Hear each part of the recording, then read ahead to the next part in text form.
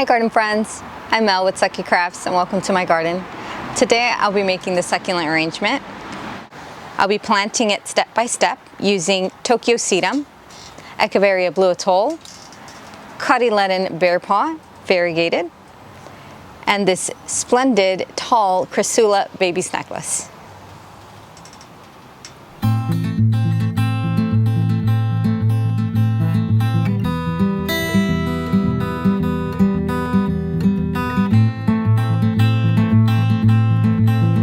So today's succulent arrangement will be planted in this pot here. So sort of a modern look right here with the white and the gray. It's about 6 inches wide, and I'll be using, let's see, 1, 2, 3, 4 varieties, and they're all very beautiful. I'll start with the Filler Spiller.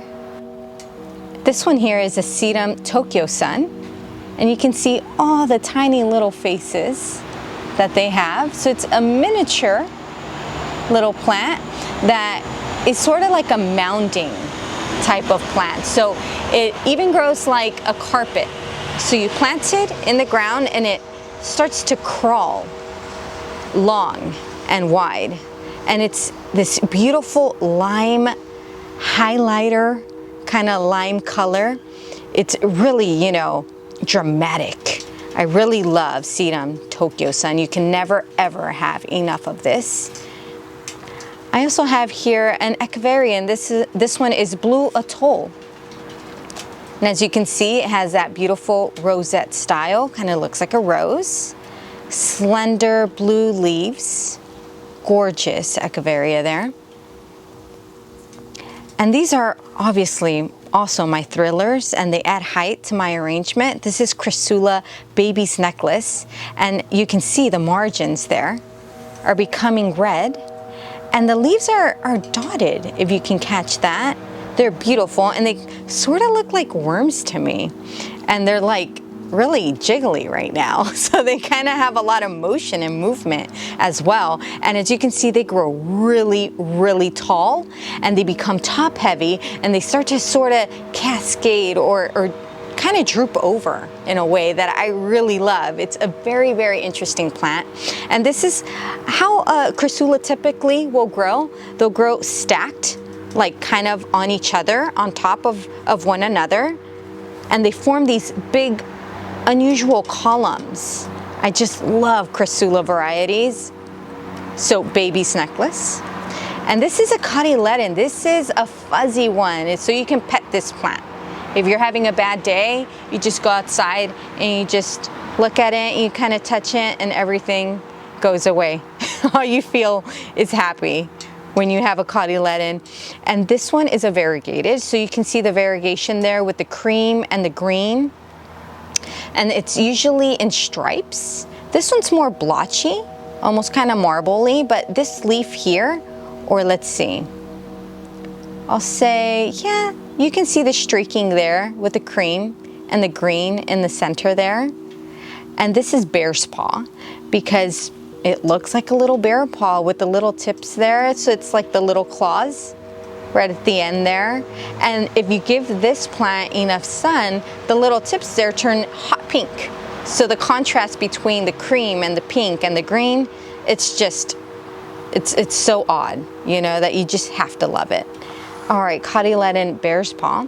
So now that I gave you a little information about the succulents, I'll get into the planting part, and I'll start by filling this planter with succulent soil.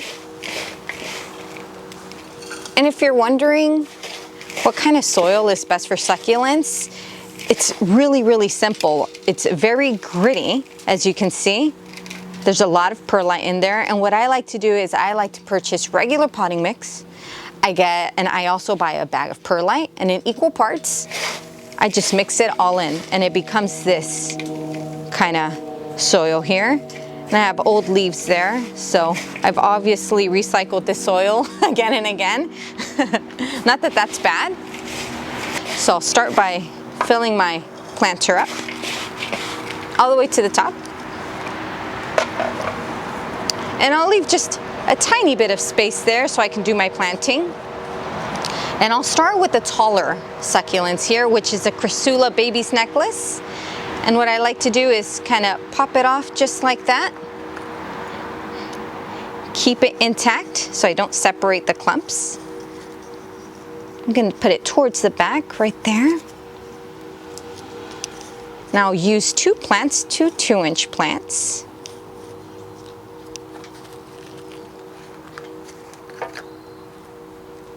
Put it right beside it.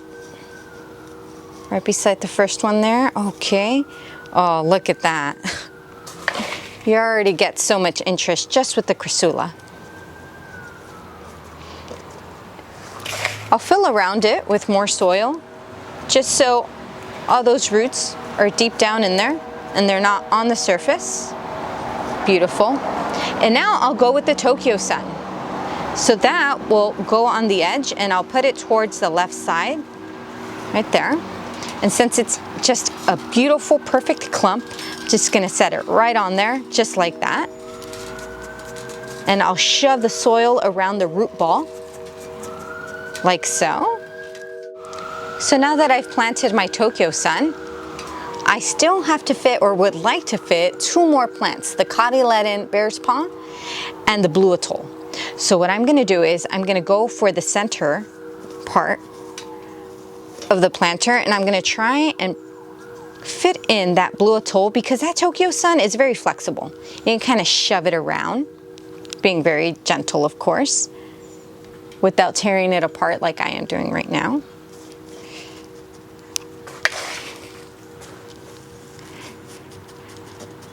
Put some soil there, so that worked out, so that's gonna fit. So it looks like I'll be able to plant my bear paw right here on the right corner.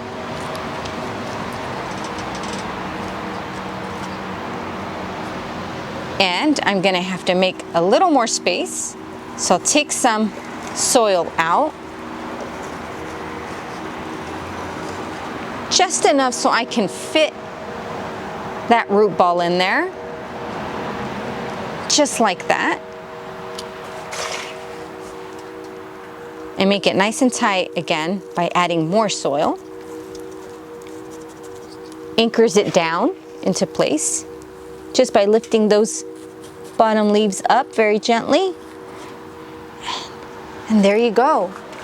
Oh, I really like this arrangement. I really do. So what I'm gonna do now is I'm gonna grab, it's a blush brush, actually, it's a makeup brush, to apply your blush. And I'll dust off the rim there.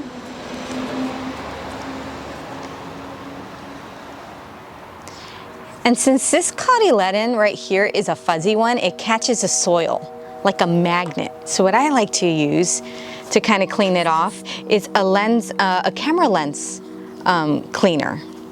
So it's like a little, I don't know how to describe it other than little lens cleaner.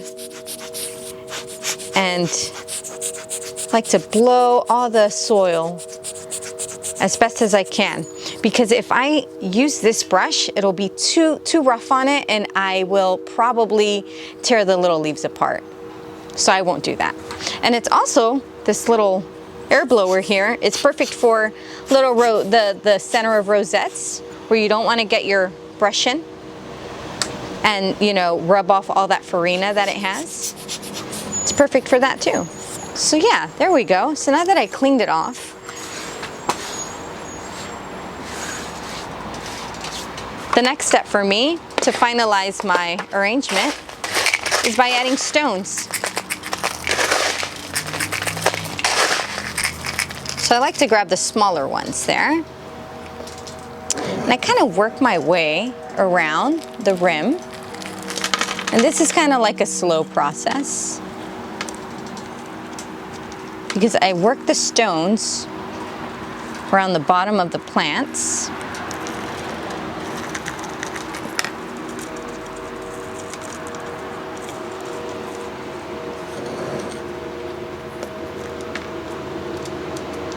Little by little.